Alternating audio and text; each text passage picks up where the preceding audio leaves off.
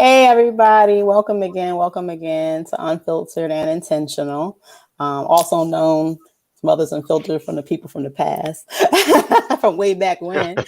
We're coming actually up on our 1 year anniversary in May, so stay tuned for that one. Woohoo! Yeah, we survived.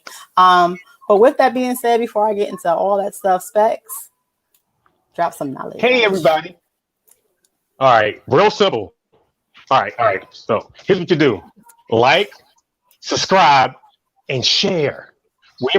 We are part of your community and your family, and you are a part of us. So we need your help. Like, subscribe, and share. Share. Yes, Thank you on so much. YouTube. Yes, like, On subscribe, and YouTube, share on yes. YouTube. Yes, Over your you know mama's what? house, grandmama's house, auntie's house, wherever.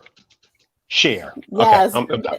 and you know what? It doesn't even cost anything. A lot of times, it's like, what? I gotta pay something? No, all you gotta do is hit a I know button it's like, boop. free. Right. Who don't like free stuff, right? No, no, no. But thank you, real quick.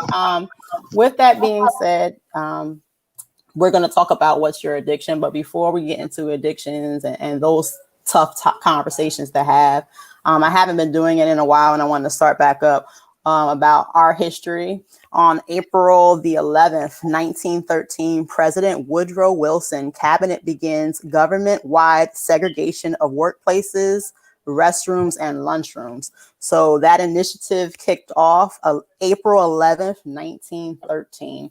For those of you who did not know that, which is crazy, which is definitely crazy because I know we've seen it in the TV shows. We've heard about it from our grandparents and different things about segregation, and even now in certain situations. But I never knew when that actually took place. So yeah, that is not a fun fact, but that is definitely a fact that affected our community. But we're going to be talking about Wow. yeah. We're going to be talking about addictions today, and it kind of stems off of what happened just recently. I know we did a mini podcast episode in the midweek. DMX passed away at the age of 50.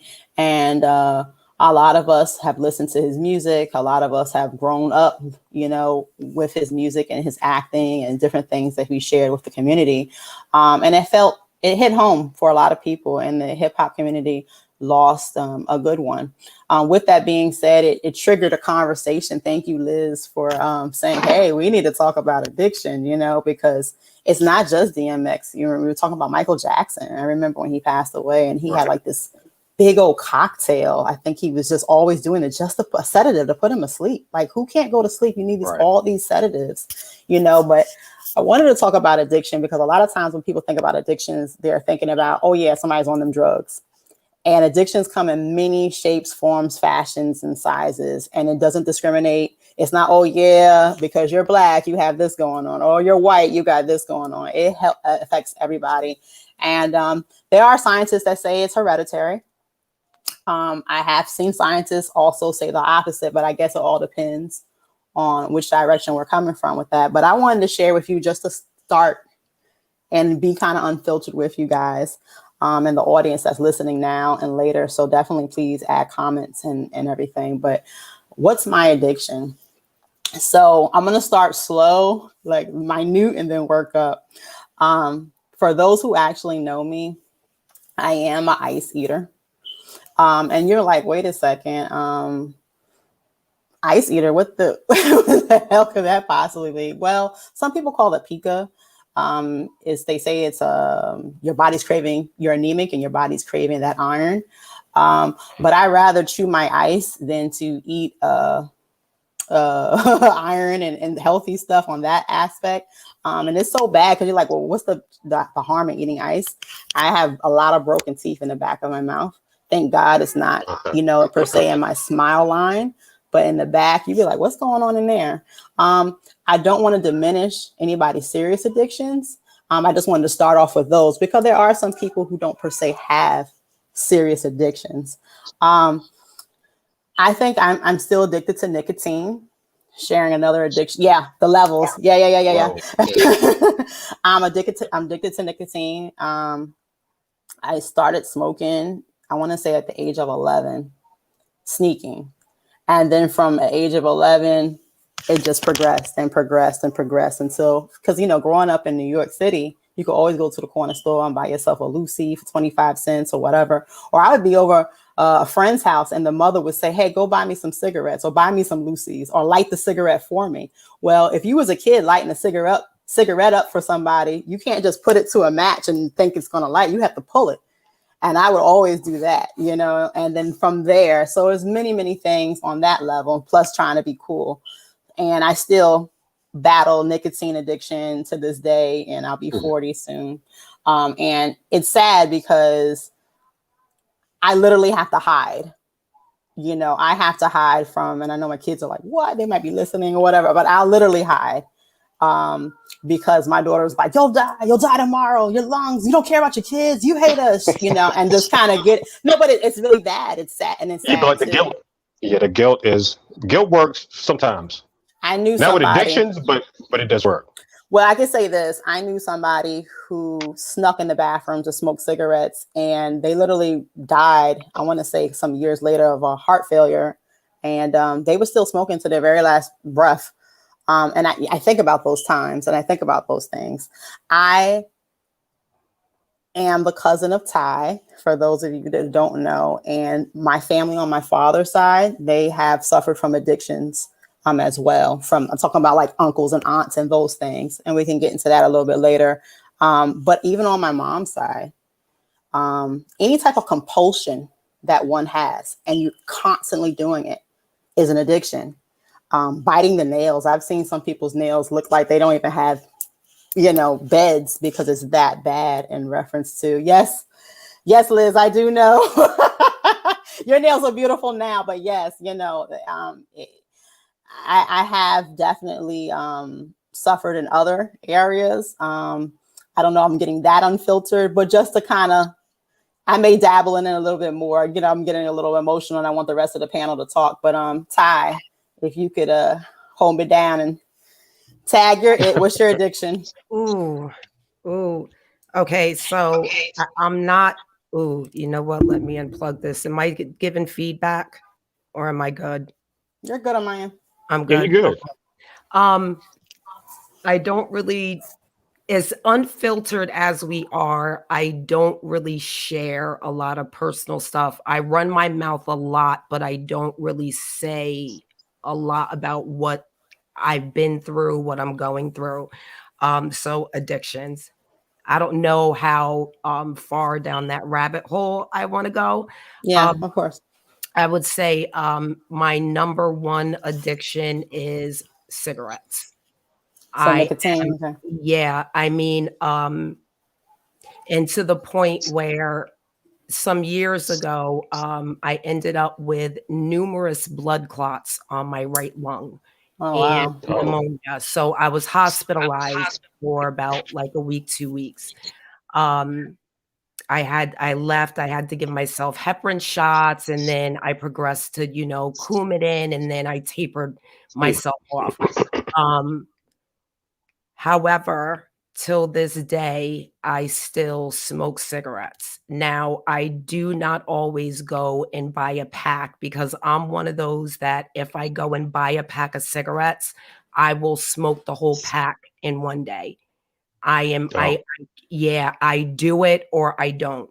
So like what I'll do now is go out and buy like 4 Lucy's a day. And okay, I see Mark's cigarettes addiction for you. Yeah, me again, this is my story.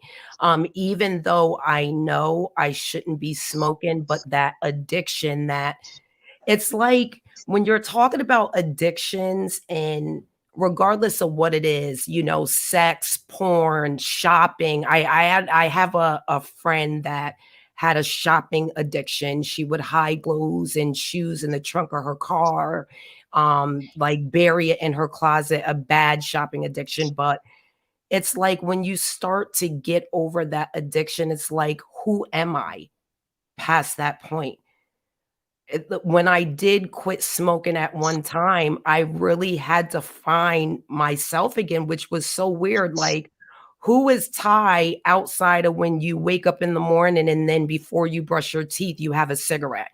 Who am I? What do I do after I eat a meal and I'm normally smoking a cigarette? Like, what do I do at that time? It's so interesting you said that. So, and I said that somebody, and I know probably Liz and Specs, they will trigger something. And I'm like, oh yeah, let me tell you a story. And I got stories for days if anybody know me. So I do not smoke weed anymore. And I know that weed is the drug of choice in the Black community per se, in the certain areas. You know, I guess it's getting more popularized, and and it's legalized in certain areas. I think New York just legalized it. Yes, 420 is right around the corner. I used to smoke weed like, my God, like I'm waking up in the morning, weed cereal, weed this. I remember, like, you ever see those oxygen masks that individual would get from the hospital? Like, and they have like a tube. Like, I would end up like making like a little bong for like with the little. When I'm telling you, I was a fiend. Wow. Somebody slapped me. Somebody That's slapped impressive. me down. That is impressive. But with that being said, no. But no. But No. But listen. Before we get to Liz and Specs, I stopped smoking weed because I got scared straight. I was smoking weed one time, and somebody told me the funniest joke ever in my life. Cannot share that joke. A person who's listening to the show is laughing right now at that joke. But they shared the joke with me, and I my head started spinning, and it spun out of control. And I remember trying to drink some water because Black people, you can drink some water. It'll fix anything. Some water and some Vicks. You rub it on your chest real quick. And I remember going to get some water, and even though I'm pouring the water to my mouth to drink, the water's going this way. So I'm like pouring, but the water's going that way. I called the police on myself. I was spazzing so hard, I called the police on myself. And the individual I was with was like, oh my God, you cannot call the police on yourself. Like, we are here.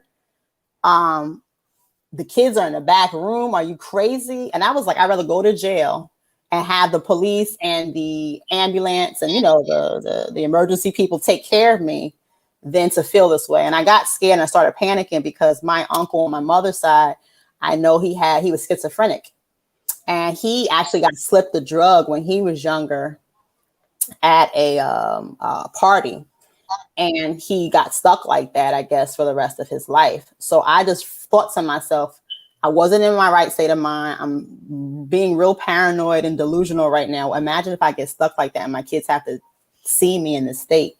I've never smoked weed ever since. I remember meeting my husband, thought I was cool, wanted to hang out with him and his friends. And I was like, yeah, I could go smoke. And I started panicking, like, oh shit, he gonna dump me. Like, oh my God. Like, get it together. And then nobody wanted to hang out with me. They thought I was mad whack. and I didn't touch it. And I won't touch it anymore. But Liz, go ahead. I'm sorry for making y'all laugh. Go ahead. Don't be sorry. That was great. But whew, all right. So like Ty said, we are unfiltered. Yes. And but anybody that actually knows me personally, like in person, knows that I am exceedingly private, right? And I grew up in a household that is also exceedingly private. And there's a good chance that depending on how far we scratch into the surface, I just might be banished from my family.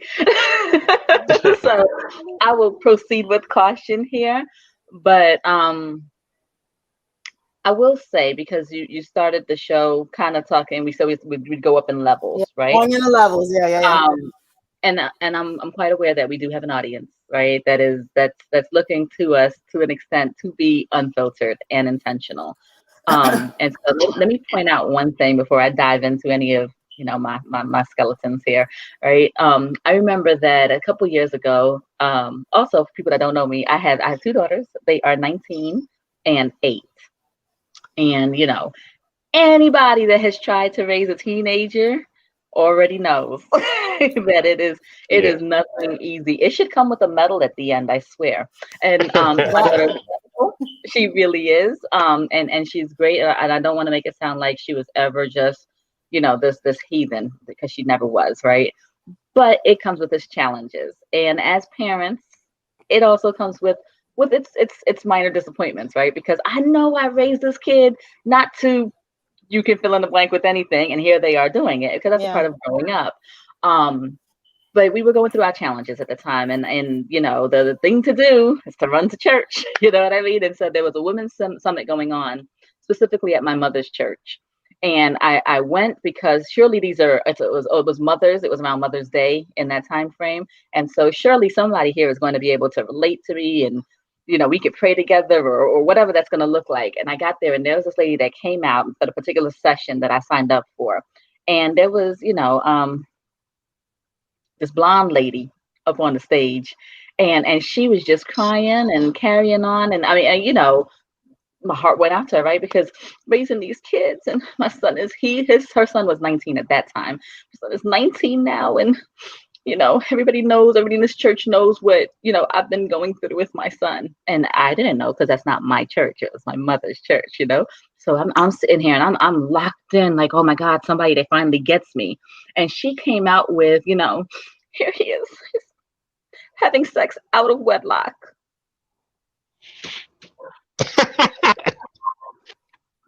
Okay. And honestly, everything in me shut all the way down, because I felt like these people in this room can't relate to me. They don't know the half. And I just felt like if that's what we're up on, she was on a stage with lights and people coming to put their hands on her. And I mean, don't get me wrong, to her, it clearly was tragic. But the only thing it did was shame me, because I felt like there's no way in the world I could tell you. Yeah. You know what I mean? And Yeah. not to say that my daughter was like this hellion. Looking back at it now, I'm like, you know, maybe to somebody else, I was that lady, right? But in the meantime, what it did was shut me down.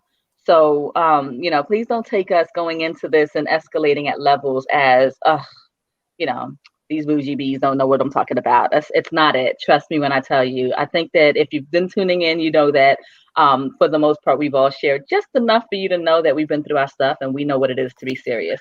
You know, and so, yeah, there's a lot there. And like I said, as we go through, we'll talk about it. I'll do my best to open up, guys, but No, and definitely it takes time. I think the reason why it may be a little bit kind of like, wow, you know, we're sharing our stories because we do get unfiltered, but we're intentional, and that's why I changed the name. There's a reason why we say what we say when we say it. For people who know me, you know, I've done seen it. You know, I've been in those streets. You know, so I have stories.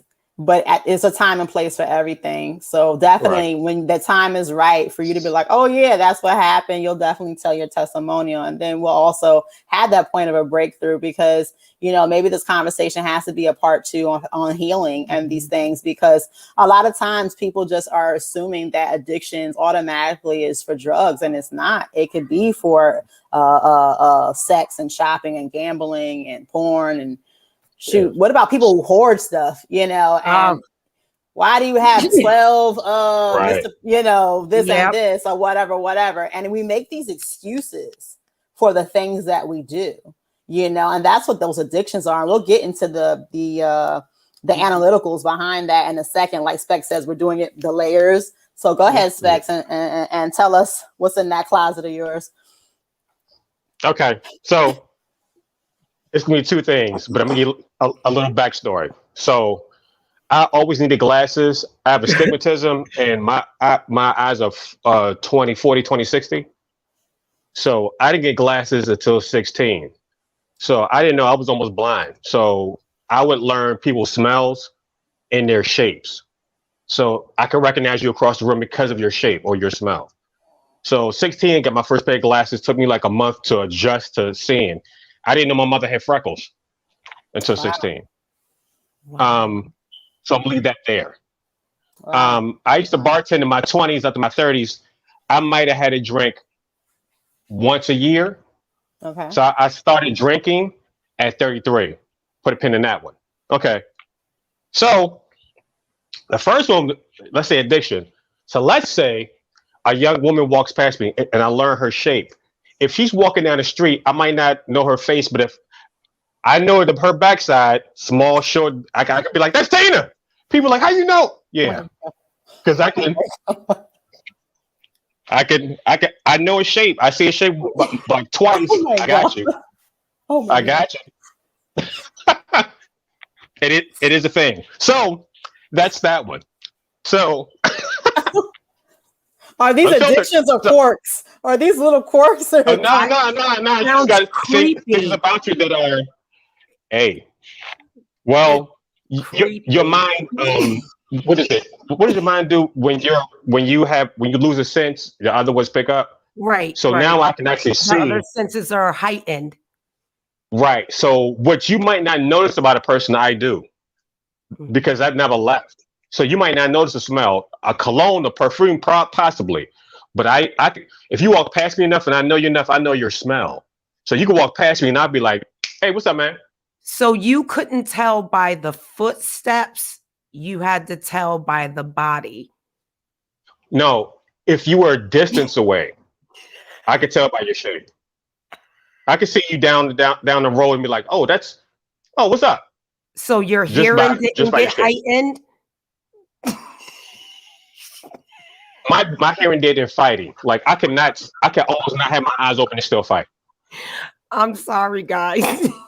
So first Yeah. of all, y'all not gonna be getting on specs. That's first of all. So Liz and Ty, y'all Oh, ain't gonna be no. laughing too It's all hard. good. I think It is what it is. It is what it is. Y'all not It's gonna be unfiltered. shaming my homeboy right It's here. intentional. I'm gonna play Y'all nice. not gonna be. I'll play nice. But that is. No, I no, never heard it's of all it. No, good. I never heard of it. I- I never heard of So it. is that an addiction? Is that like that's an addiction? Yeah, that's why I was confused there. Well, Or is that a preference Well, to continue? that's not a preference is what I like. So I might like this type. That's a preference. This is not a preference. It is just what it is. So now you might call it addiction. I might not. That's perception. So because now the other thing was drinking. Now Okay. I like wine, so I might do a bottle of wine or a bottle and a half. Now perception is I know people would tell me that ain't shit, and then other people will tell me you're alcoholic. Perception. So Well, there's a difference. how do I feel? How do I see it? I'm sorry. There's a difference. So here's the thing. So let's just use cigarettes because that's a normal thing that we hear about. We've been hearing about it forever. So right now you're smoking cigarettes all the time. And then you say, well, I can quit. I just choose not to. Or you can't, if you don't have a cigarette, you're jonesing. You will get angry. You will find ways. You may lie, cheat, and steal. You may break a cigarette and be like, oh shit, and try to do some surgery to that thing. The levels. Yeah. Levels. But So, there's but levels. but is it a compulsion? But nicotine- Question. Well, it's something that I do. So for me, it can be. So, but it's mine so far that I would kill somebody for? No. So it's levels. Because I've seen people smoke. I've seen my mother, when she did smoke, my mother and my two aunts when I was younger, run out of cigarettes. I've seen all three of them change to people I didn't know who they were. I'd be so bad. But see, that's all. But see, in my mind, I could be like, oh, it's this. But then I know alcoholics or somebody that's on crack that went here and did this. So it's levels. So in my mind, is the nicotine worse than this? Some people would be like, yes. Some people would be like, no. So it's easy for me to stand in my position and be like, I see this worse than this. Well, just Addictions have levels. There's always levels to addiction. Just because you're not josing that hard that you're willing to sell something doesn't mean you don't have an addiction. It just means it's not on this level of addiction. So that's how we miss it sometimes, because we're like, oh, you're not doing this, so as long as you're not robbing nobody, you're not addicted to it. And that's not true. Right. It's like do a you functioning crave alcohol. it? Like, does it call you and say, you know what? Or does it? Or do you notice it like this? Why am I doing this? Or what? How do I notice this? Or wow. So just to educate the audience who may not know or just tuning in, what is an addiction? Addiction is a biopsychosocial disorder characterized by repeated use of drugs or repetitive engagement in any behavior. So once again, that is something that you're constantly doing over and over and over and over again Right. because it becomes a lifestyle. Addictions, if you do anything over and over and over again, it can per se be detrimental to you if it's something, like it's a foreign object to the body, or maybe you're eating all the time, because people have food addictions, and then they're, going through, maybe they're, and not even just per se they're gaining the weight, but maybe they're trying to be, they're throwing up and they're anorexic and these different things. There's many, like you said, I guess it is the perspectives that we're looking at. Unfortunately, the community that I've lived in growing up, the social addictions, the chemical addictions that the Black community has faced, has been a detriment to us. It's been learned behavior from us. I know when we were talking in the midweek, Liz, you mentioned about being from a Caribbean background in the family. And if something is going on, we're keeping it secret. We're not talking about it. You know what I'm saying? It might be just like, let's just pray for them and keep it moving. These are things that are definitely big keys.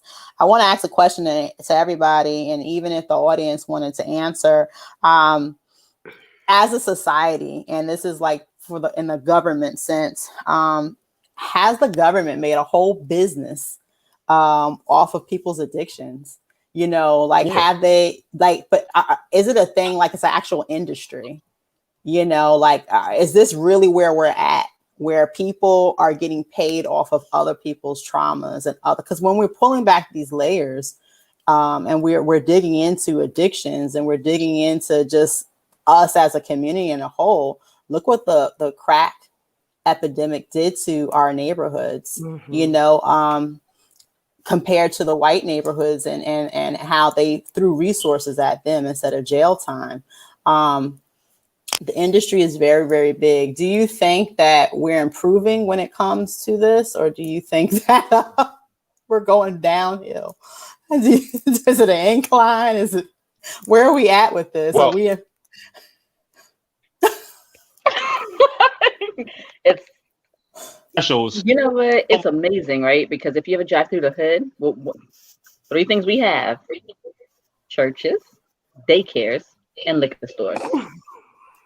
And that's it. I mean, when you really think about, let me throw in there the smoke shop, right? Because that's another one, right?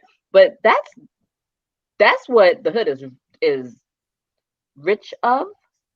And people that look like us don't own those stores, by the way, just FYI. Now, we'll have food deserts. We won't have a grocery store. But trust me when I tell you, we have every kind of liquor store. We got the mom and pop. We got the big ones. We got the in-between ones. Every pharmacy has a liquor store.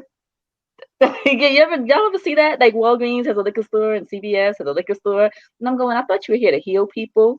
That's always been kind of. I just noticed that. Wow. We do have a liquor store in the pharmacy. Yeah, that's in the cities. Yeah, I've seen that in the cities. Right. And if you need something to help you with your cramps or your stomach ache, you have to walk to the back of the pharmacy. But if you need those cigarettes, they're at the door. This is how it's set up. You know what I mean? And like those are things that we should probably pay we should pay a little more attention to. But yeah, there's a whole industry off of people's pain and suffering. I mean, and we could take it out of the hood. Look at Oxy. I mean, people aren't drug addicts because they were raised bad. You know what I mean? Or because they never found religion, or because they meant to be crackheads. People accidentally usually wind up that way. Today's big, huge thing that you see on the news every day is Oxy, right? And all those drugs. That's somebody that had a car accident, that got workman's comp. That's somebody that was suffering, that there's an industry that latched onto that suffering and is milking it for everything that it's worth. So, I mean, are we on the incline? No, we're definitely going in the other direction, hard, fast.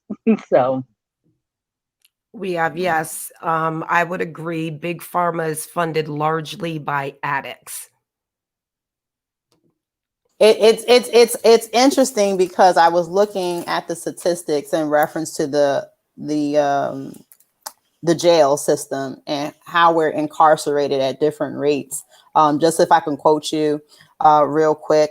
With less than 5% of the world's population, but nearly 25% of its incarcerated population, the United States imprisons more people than any other nation in the world, largely due to the war on drugs. Misguided drug laws and harsh sentencing requirements have produced profoundly unequal outcomes for people of color. Although rates of drug use and sales are similar across racial and ethnic lines, Black and Latino people are far more likely to be criminalized than white people. And I read this to you because now we have these new laws that just came out, right? In New York, you could smoke weed, and I thought it was a good thing, but I had somebody challenge me and say, no, I don't know if it's such a good thing. And I'm like, well, wait a second, because Joe Schmo over there just got picked up and he's doing time and these things. But I guess the argument was they'll find something else. Like, okay, we're letting you go now off of these drugs, the weed, but guess what? My jail cells are empty. And because this is a business, I need to bring people in, and jails are privatized. So what do you think, Specs or Ty or Liz, what will be the next thing? Because now take New York, like I'm using New York as an example because they legalized it. What do you think the next big thing was? Because they have to fill the jails. I honestly, I don't know what the next big thing would be. I'm sure there will be a next big thing. This New York legalizing, and this is my personal opinion, just so everyone knows.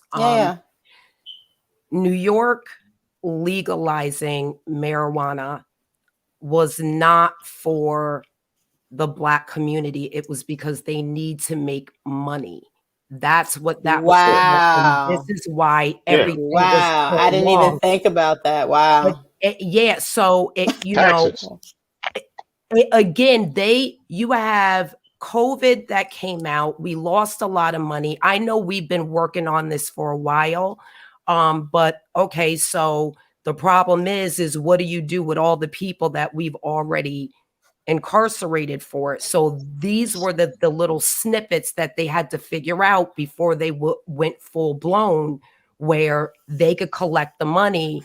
And again, they will find something else. I don't know what it will be, but yeah, I look at certain sectors like criminals. They have nothing better to do but to sit and figure out how to manipulate the chess game.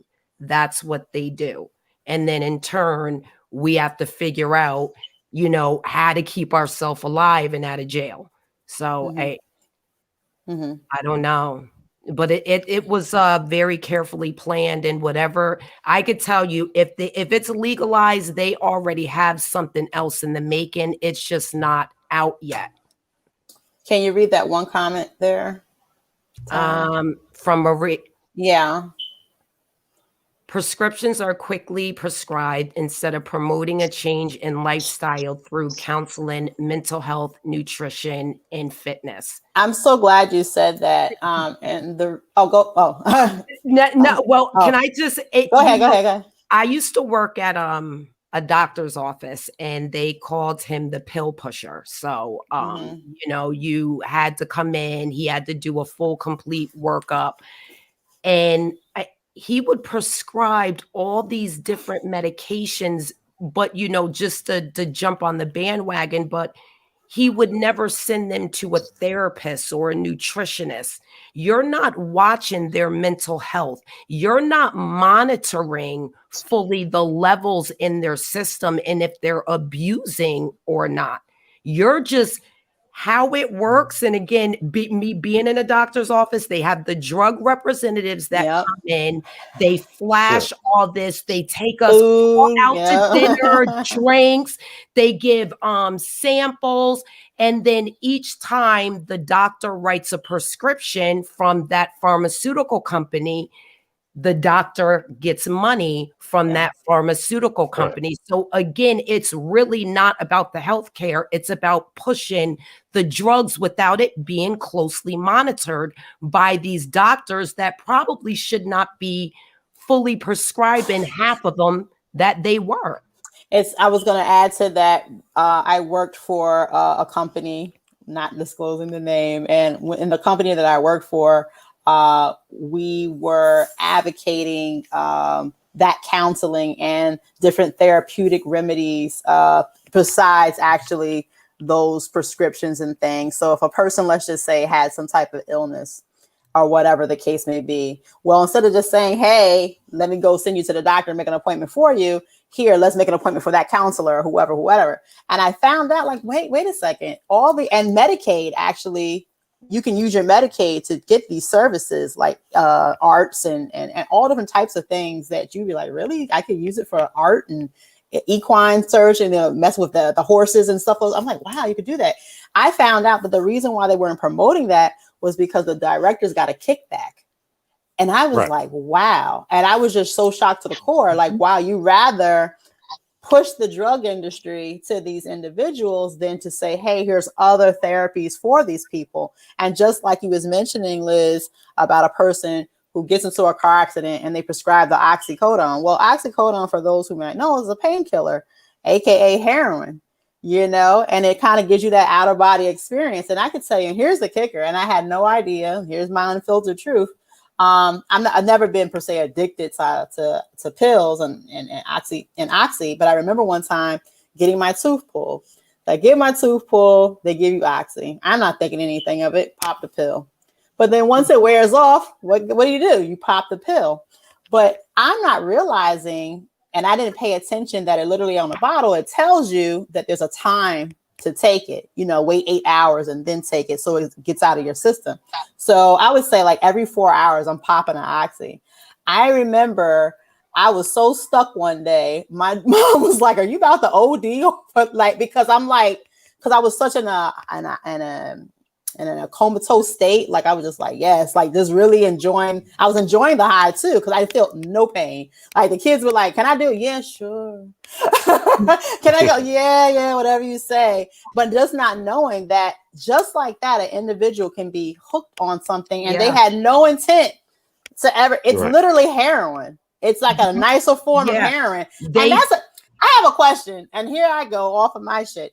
So I know plenty of heroin addicts or people who have dabbled in heroin. I'm an 80s baby, and I got some grown folks in my life that are older than me. I want to know why that heroin make people fall all to the ground, but they never touch the ground. Do you ever see that? They be like all the way down? Yeah. Can't stop. Sorry. No. Whatever it does chemically, it messes it. But and here's I just never knew. Here's the worst part. Like fast forward now, you have a lot of the drugs that are being laced with fentanyl. Yes. Maybe that's why.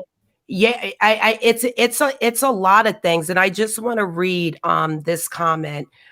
Big pharma are the biggest kingpins out there, and the physicians pushing their drugs for a kickback are the dealers. The U.S. does not have healthcare; it's a business. It's sad, and let me just touch base on that again. Working at the doctor's office, so you get a call from a pharmacy, right? And they say, we have a patient that filled a script here for this. And then we got a call from another pharmacy that this patient went and tried to fill another script at a different pharmacy. So what the doctors do is, they could discharge the patient, from that practice. And like the person is red flagged throughout, all the pharmacies that now they have an addiction. However, on our end, we are the office that prescribed you that medication. And now we're getting calls that you were going around trying to fill numerous meds. We know you're addicted. We never do I don't know how they do it now. I know when I worked in the medical field, we never did follow-up calls. We never referred that person out to any services. That and again, where's the accountability? But then to take it even a step further, let's go to our Black men that's been incarcerated, right? I can tell you 2 places that I'm very familiar with in my area, that once they let these folks out of jail and out of rehab, they send them to places back in the hood that are over bars. Yes, Yeah. Mhm. They have no plan for us to actually get better. How do you take an addict and put them right above a bar where all the drug and alcohol activity is happening and then expect them not to use? And then Yeah. violate them. And then not even that, but if you look at the bigger picture, they're taking away a lot of the services for the addicts. Yeah. A lot of the rehabs, they've been closing down. What are we doing with them? But here's the kicker, and it's funny. This right here, it says Paul put potential $4.2 billion industry.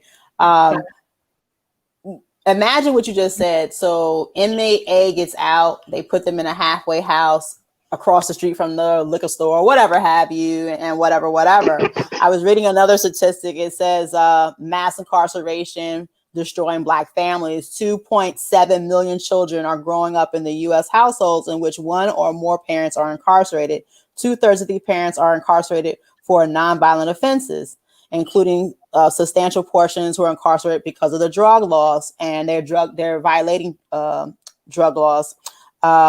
1 in 9 Black children has an incarcerated parent, compared to 1 in 28 Latino children, and then 1 in 57 white children. With that being said, can you imagine what those children now are going through? You think about DMX. I know my husband was talking about it. So we're looking at it like, man, DMX said in a testimonial that an adult gave him his first hit of crack, and you're like, oh my God, at 14, oh my God. But then at the same time, where were those parents to say you can't leave?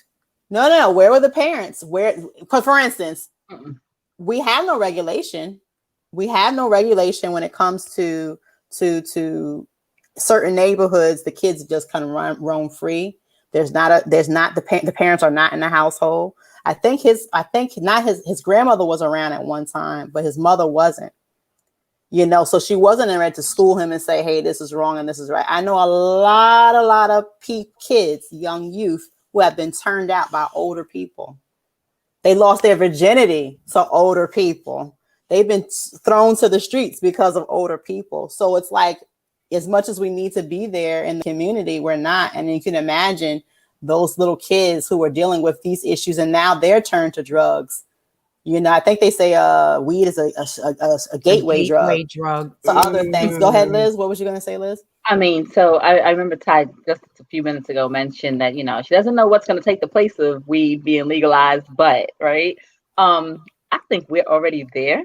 I think that we have been there. And even what you're saying with, who would give a 14-year-old, crack? How many kids do we know right now that their parents are giving them the Adderall that their doctors told them to give them? Adderall Right. is speed. Say it. Now, I'll challenge that. Adderall speed. If you don't know, now you know. All right, it is right. And now these parents, they're following the instructions of doctors. So I'm not blaming these parents. If I go to a medical professional and they diagnose my child with something, and they give them medication, as a parent, actually, I could end up in court if I don't give my kids medicine that's prescribed by a medical professional. So think about that, right? So we have a couple problems already, right? But now we're going to go a little bit further. I don't know if you guys realize this. Nobody's prescribing Adderall to most adults. So what are we creating here except an army of future crackheads? And I mean it gently, I swear I do, right? But when you think about it, if at 3 years old, your kid is bouncing off the walls, right? And you're using a spatula to get them off the ceiling, and they say, give them these pills real quick, right? And at 4 or 5, they've now upped the dosage because it's not going to work the same as it did when you were 3. And then at 7, 8, they've upped the dosage again. 10, 11, 12, they've upped the dosage. 13, 14, 15, up the dosage. 16, 17, 18, nah, you're an adult now. We can't give you Adderall anymore. I was going to raise my hand. I was going to raise my hand. Let's not wait. Can we just add on the piece that we know that the kids of color, when they hit kindergarten are the ones that they start diagnosing really with the Not the only ones, though. ADHD, and those are the ones that they want to start Yeah. throwing on the medication I very have something early. for you, and Mhm. it starts, and that is once again the reason why I do the show, because I feel that as a society we have to give out information. We have to say, hey, please pick up a book, please turn on the radio, please find some way, because right now, when you mentioned the little kids bouncing off the wall, I've worked in social services for a good time, and I remember talking to different parents, and they'll have their kids, and the child won't even be in the stroller. The child is pushing the stroller, and the parent might even be in the stroller. I'd be like, what type of backwards shit is this? But with that being said, though, I'll never forget. I remember being around a woman. She gave her baby milk. The baby. I want to say the baby was like 1, so she gave, maybe even younger, maybe like 18. Well, this baby was very young, not enough to walk yet. It was in the actual stroller. Gave the baby milk, turned around, poured it, because I guess the baby didn't want the milk. She was like, you don't want none of this stuff. Mixed the milk with Hawaiian Punch and Sprite. Shook it up and was like, now here, drink. Now the baby's drinking it quiet, whatever the case may be. I guess it's sweet. But can you imagine what that is doing to that baby? Wow. I have seen some crazy things happen to the little kids. Ooh. And then now you wonder why the kids bouncing everywhere and they jumping. Yes. I can't do it. And now like, oh yeah, we're going to diagnose your child with ADHD. And can you take these pills? Thank you The for fuck? saying that, Kia. Can I just Yeah. say again, this is my personal opinion, Yeah. guys. I think the number one addiction is sugar, and we are not speaking about it. Yeah. Yeah. And That's it is my the addiction. killer. Yeah. Go. Can you read that one, Ty? Oh, sorry. Okay. Actually, we start had- from Cash. Yeah. hey, Cash. 90% of the world's heroin comes from opium in Afghanistan. Many speculate the war on terror being an excuse to go into the Middle East for oil and opium. Mm. I've actually heard that. I've heard that Yeah. before. Many people talked about the oil early on, but now people are seeing the opium angle. Mm-hmm. Yep. Preach. Yes. Yes. And so many holistic, I love that word. Can I tell you? I love the word holistic. So many holistic options. A small amount of black coffee being one of them. Putting them in sports or other physical activities is another. I get this may not work for all, but definitely worth trying the holistic methods before a man-made drug. Yes. Thank you. Right. And I just want to Yeah. say, Mariana, I love you. Just wanted to say. I know her. I love her so much. No, but with that being said, go ahead, Liz. Go ahead. Well, I mean, even to what I was saying, and make no mistake, right? I'm not advocating for the other extreme of this either, right? But drugs that are making parenting easier because you have a chemical way to calm your kid down instead of telling them to shut the fuck up. Right? I mean, we can listen. I grew up in a house, right, where when the time came, my ass was handed to me. Let's be a little unfiltered here. Mm-hmm. And you know what? It wasn't child abuse. It did not kill me. It did not get me addicted to getting my ass beat, but it did get me addicted to being straight and narrow. Let me tell you something, right? And so it's funny that they'll tell you to give your kid this speed or give your kid this Xanax. They're giving kids Xanax. They're giving, I mean, some of the things that they're prescribing to children these days, like, blow your mind, as opposed to prescribing, a good old fashioned fill in the blank. Right? And so, I mean, we're unfiltered, but we don't want to get pulled out of YouTube either, right? So all I'm saying is a lot of those old school remedies are a lot healthier than what you could get in a pill bottle.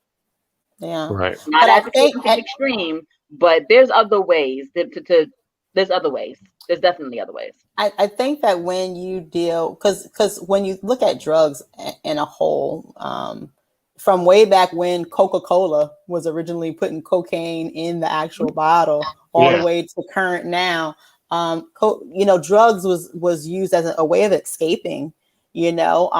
Sometimes people use different things to kind of get, spiritual, especially you get the right drug going, you'll be talking all types of metaphysics What do and you like, think the Indians yeah. were smoking, going on their journeys and their Yeah, I mean, ventures? just different things. I just wanted to put out there what they said the top 5 different most addictive drugs are. We have cocaine, but they also put crack cocaine with it, because crack, if you guys don't know, is just the based form, the free base form that you can smoke. Right. Heroin, also painkillers, alcohol, nicotine, and methamphetamines. That meth, boy, my God, I had a person come through and do they didn't bring all the products that they used to make meth, but they were just showing what was inside of it. If you are using liquid plumber in anything that you do besides unstopping your toilet, something is wrong, people. Liquid plumber is one of the ingredients that they use to make meth. I don't know what you would use liquid plumber for. Like, that stuff is acid, like literally acid. Yeah, like even if you see somebody that smokes meth in 5 years, they age like 25 years. It's incredible. Well, like meth will take you. The kicker down about quick. that, they said that when a person smokes meth, the very first time that they smoke it, that instant high is the addictive state. Like, it's 100%. There's no way of backing down. Your body's going to crave that again. And that's what that chemical imbalancing occurs, because your body had, you had that, you're sorry for my language, your euphoric feeling, and your body's like, yeah, what is this? And then now every time you take that next hit, that next try, your body's searching for that again. It's that chemical, that's what the chemical dependency is. It releases like certain chemicals that always need to feed. But I'm glad that you mentioned sugar as a huge addiction that we're not talking about. That is actually my addiction, because I could go a day without per se eating dinner, and I'm just gonna eat me some Oreos. Think about everything we consume on a daily basis that has all that sugar in it. Yeah. Again, to where we have to make things that says no sugar or no extra added sugar. I challenge the audience listening. If you don't think you have a sugar addiction, go a whole day without having sugar. I mean, look at every single thing that you eat. I'm not even talking about fruits, because even though fruits is a natural sugar and it's sucrose, it's still sugar. So your body's like, thank you, baby, thank you. I challenge everybody, no sugar, and you'll see what your body does. You will have the feeling of Jones. You'll be like, ugh. Go ahead, Specs. A year and a half ago, I did keto, right? You find out how much sugar is in everything when you learn how to do keto. I don't do it right now, but I'm about to start back up. It's amazing how much sugar, especially in fruit. Certain beans you can't have, certain fruit like, you just cannot eat, because it still has a high concentration of sugar. It's just natural, but it's still sugar. So your body still takes it as sugar, and your body will burn that and that fat. So that's why. But it's a drug, and it's big business. So that's why we're never going to get rid of it, because Chris Rock said, and I was trying to say this earlier, that there's no money in the cure, it's money in the comeback. So sugar is one of those things, and it's so addictive, because once you do keto successively, you can walk away from sugar. But trying to get over that hump, a lot of people can't do it because it's so hard. Yeah, I heard you get the headaches and you get the sickness. It's like a keto flu. It's a withdrawal. Again, your body will go through it like, what are you doing? We're talking about addictions. It is literally a withdrawal. Your body is used to sugar and a certain amount being in there, and then like out of nowhere, again, you can't just stop the drug, right? So sometimes you have to wean yourself off, and then they may replace it with another. Before we get to that comment and get to what Liz is saying, imagine also, and they said studies say that when a person's playing video games and they're right there, and whatever for hours, that same dopamine is getting released into that brain, the same way cocaine would make you feel. I'm like, wow. And they said they compared it to the amount a person eats Oreos. That cream that's in that Oreo, they said it's the same amount. It's triggering, just like if you had cocaine, but we're not even fiction. And we're just like, yeah, and we're feeling good. I'm live. Yeah. And you think about your kids. If anybody has kids or, at home and they're playing those games and you're like, hey, dinner's ready. Zombies. They don't hear you. They don't see you. They'll yell at you. Men and women too, not just the kids. Oh, yeah. In there. Yeah. Anybody who knows my household, there's some adults in here that play video games all the time. Oh, I'm sorry. I'm trying to get them filtered. Liz, what was No, but what I mean is literally like hours.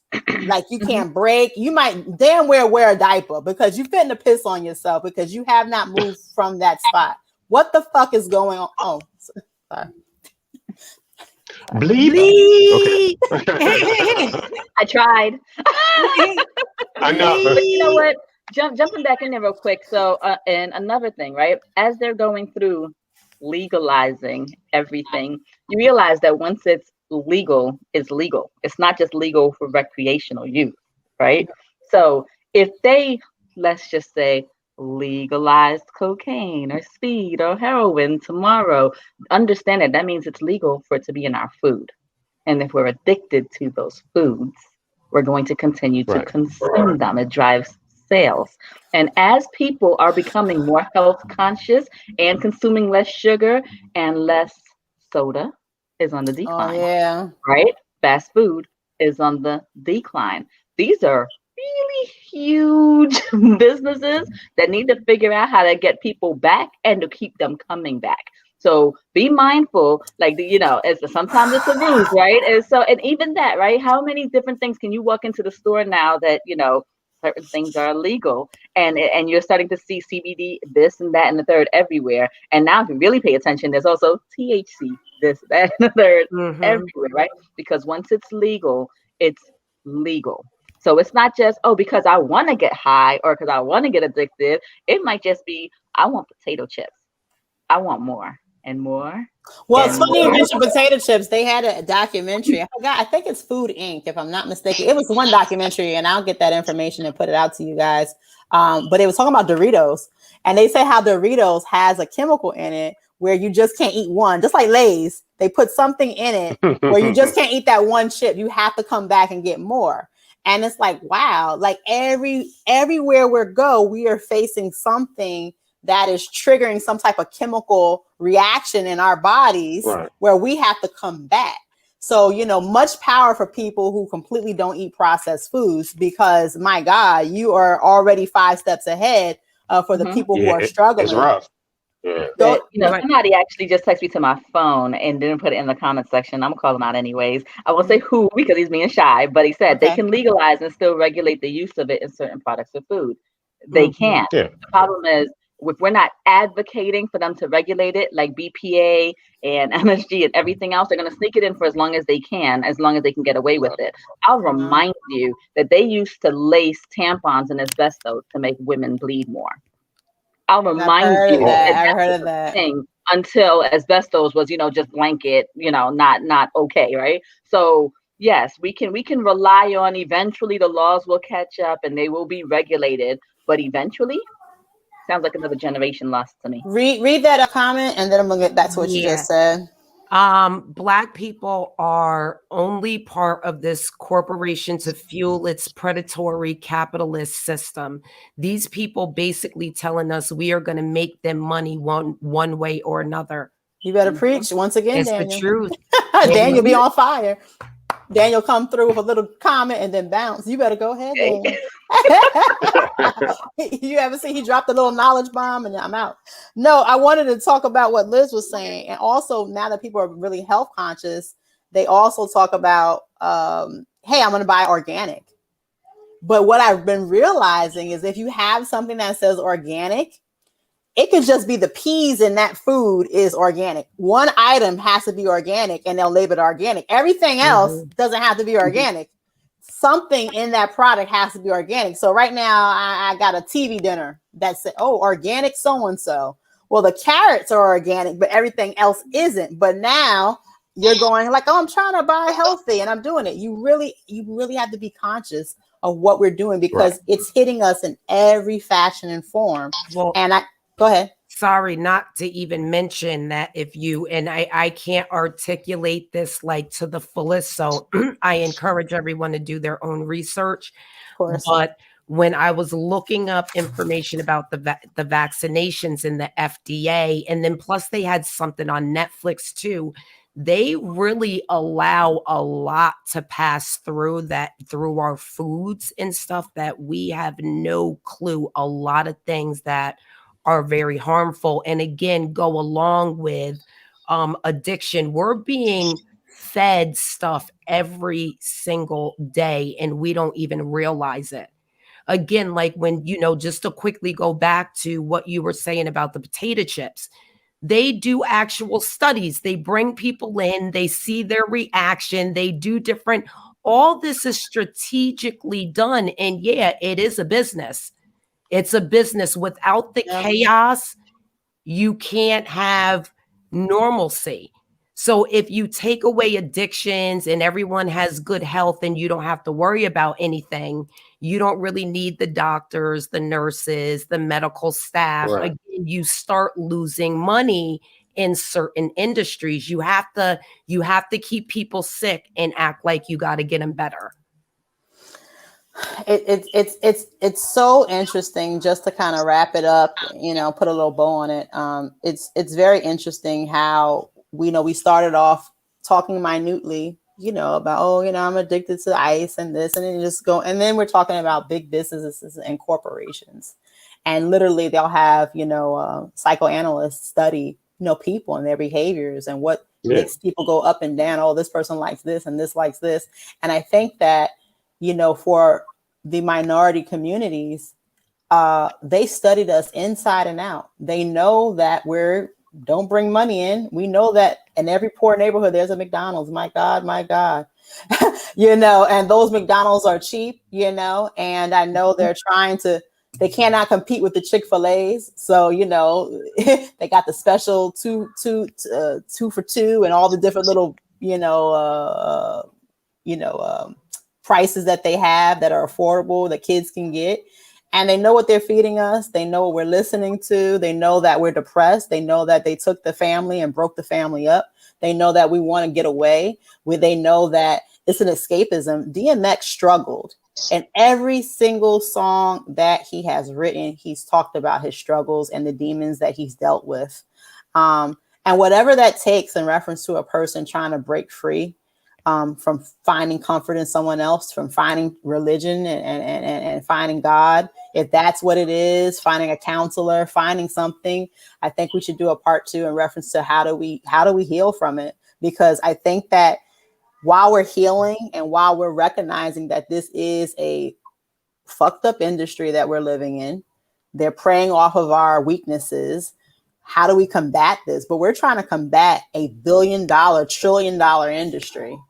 And in my mind, they're like, hey, this little podcast show you got here, we'll take you off in a heartbeat, but you're not going to take our people away and change our mindsets of the people that we kind of have, in line. So I think that we have to be strategic in what we do and try to get the message out, because at the end of the day, it's some craziness going on. I want to say that I worked at this other place and they gave out, it was for the youth, and they gave out food vouchers.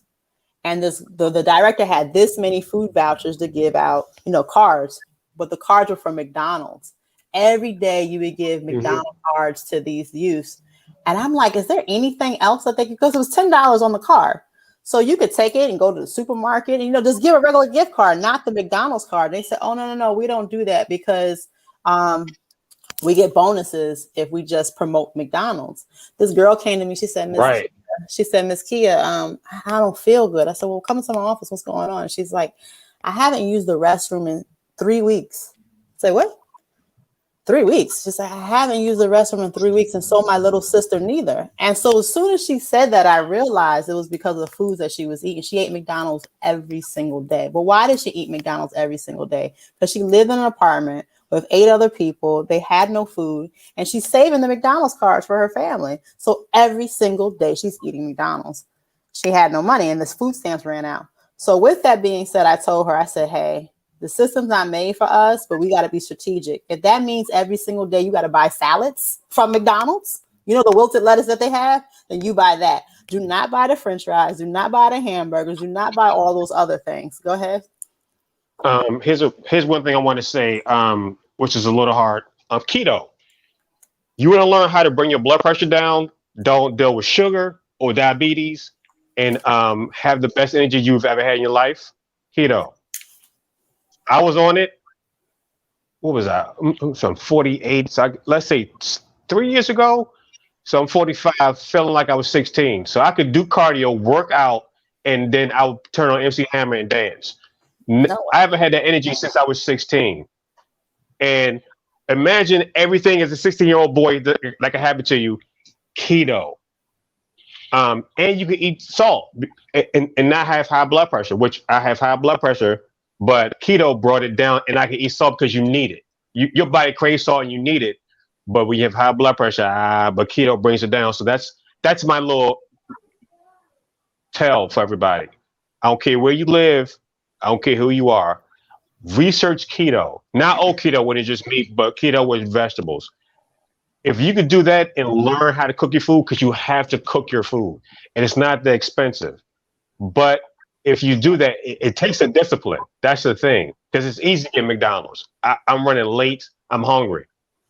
It's hard to tell somebody just don't eat this, but you got to wait. So, like, to stop the whole industry, and we're such a people of right now. I need it right now. That and McDonald's feeds that, but you ain't get rid of all those elements. Keto. When I did it, it was amazing. That's why I need. Like, when I stopped, everything, all my elements that I had are back. So, it's my decision. What do I want to do? Do I want to feel like that and then lose all this fat? Then do keto. I already know the answer. So that's my thing for everybody about like the bad eating and all that. Keto. Learn how to eat keto, and it will change your life. No, like you said, Specs, keto is one. I know juicing is another. There's so many different things out there to get to stay away from processed foods. Yeah. Sugar. Yeah, and that is definitely even with that. You gotta look at sugar, because your body's supposed to burn fat, right? So when you go to the doctor, sometimes they'll tell you fat is stored energy. But what happens is when your body processes those carbs, those bad carbs, and that sugar, your body's like, well, I don't need to burn fat. I'm gonna burn this sugar. So even when you're taking those juices, with strawberries and all that, all sugar. So your body's still saying to you, I'm looking for more sugar. So what happens is you still crave more sugar because your body's getting the sugar from those fruits. So when you don't get enough sugar, now you're fiending for it. When I was talking about those veggie juices, nothing but vegetables. Yeah. No, I mean, we could go on for days. Like I said, it should be a part 2. But just to wrap it up and give everybody their last comments and words, I just want to say, and then I'll give the floor to everybody else. If you have somebody that has impulsive control and addictive behaviors, maybe that they're lying, they're stealing, struggling, being manipulative, obsessing in different things, definitely there's a hotline out there. I'll put the information out here. You can call. It's a national hotline for addiction. They work with people with Spanish, English. They have these different resources for you. Also 211, if you don't happen to get this number, that's a national resource number where they can refer you to these different things. Addictions are real. Addictions can hurt. Addictions can hurt the family. Like I said, it's not just drugs, it's other things too. Alcoholism, gambling, you name it. These are all addictions that help hurt the community. Liz, Ty, you have any last words? I want to say that and I said this on the other one briefly, along with addiction, you'll see there's mental health issues as well. If you see someone struggling, I'm not saying being an enabler, but show some support, at least give them some Yes. resources. Don't judge them. They're struggling. They have a disease. You may not look at ice cream, that you eat ice cream every day, as an addiction, and you look at theirs, maybe, being a Coke addict is being worse. There's really no level. I mean, there's levels, but you have to look at the individual person and how it's also affecting their life. Again, I said it very quickly before. You have functioning addicts. They go to work Yep. every single day, Yep. drunk or high. That doesn't mean that they don't have an addiction.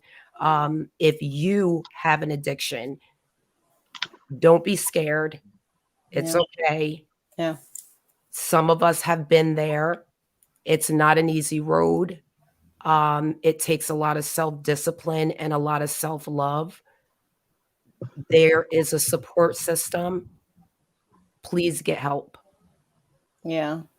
and help save a life. Exactly. Liz, do you have? Yeah, I think that it's easy to go off on the tangents about our diets and our everything else, but Ty was saying that it is really hard to get through to somebody with an addiction. It's something that nobody wants to talk about on any end. The addict doesn't want to talk about it. You don't want to talk about it. If you've had experiences, you don't want to bring that, put that on the forefront. If you know somebody that's going through it, you don't want to put them out there. As a community, I started the show saying we're very private. We were raised to be private. What happens at home stays at home. Yeah. There's an entire stigma around drug abuse, alcoholism, every kind of abuse, really, actually. Mental health in our community is like a bad word. Right? Yeah. In that shit. Yeah. You know what I mean? Absolutely. It's not prevalent. For any younger people that are watching, I hate to be the old person that's out of touch, but even when I was in high school, I realized that a teacher of mine actually said, your ears are a tunnel to your brain. There's nothing between your ears and your brain. And I understood what she was saying then, and I became very aware of it even then. So this music that you're listening to these days, where once upon when we were growing up, it was cool to be the drug dealer. Now, for some reason, it's cool to be the drug addict. I'm telling you. You guys, Yeah. please be careful what you are feeding your brain directly. Because the first time you hear a song, oh, it's that jam, right? After you've heard it a couple times, what you're being desensitized to, exposed to, beginning to accept as the norm because you've heard it 500 times Better preach. is poison for your body, your mind, your soul, your spirit, your family. I promise you, the things that they are advocating right now, in more than ever in music. Like I said, back then, hip hop culture was the drug dealer. You know what I mean? Now it's the drug user with the lean and popping the Xanax. I mean, it's like if you really listen to and that's not even like the main line. That's like the thing that's being repeated under the current the whole time. And doing that's like a hook, white thugs, white friends, and all that music. I promise you, they're normalizing something that it's a vicious cycle for us. Please don't fall prey to it, please. Wow, please. Thank you for mentioning that, Liz. I was like, they made a whole song about Percocet. And we didn't even pay attention. Percocet. You like, oh, okay. Please, guys, pay attention. I'm begging you. They got me. I was jamming it up in the car. I had the time to listening to Jesus Christ. Sorry. She was Molly Percocet. No, but I love you guys. I love you guys. We definitely need to have a part 2 because we need to know how do we heal from this. These topics we have to talk about on a regular basis. There's so many topics, once again, that could kind of lead into. Once again, we will be talking about this month about sexual assault because it's Sexual Assault Awareness Month. We definitely don't want to let that pass, but I also want to let you know we'll be talking about the incarceration system, and our brothers and sisters out there who are definitely getting the raw end of the stick. Even if they did commit a crime, people are still human. and they have human rights. So we're going to be talking about all these great topics that affect our community. But once again, there are a lot of things that happen in between these Sundays that we have to end up like, oh God, now we got to talk about this. I want to send much prayers to Black Rob. If you are a hip hop artist and you're listening, he's definitely going through it at the moment. He's sick as well. So we're sending out prayers to him and also prayers to the family and loved ones of DMX. So we love you guys. Thank you once again. Please tune in, like and subscribe to YouTube. Do what you do. We love you. Bye. Bye.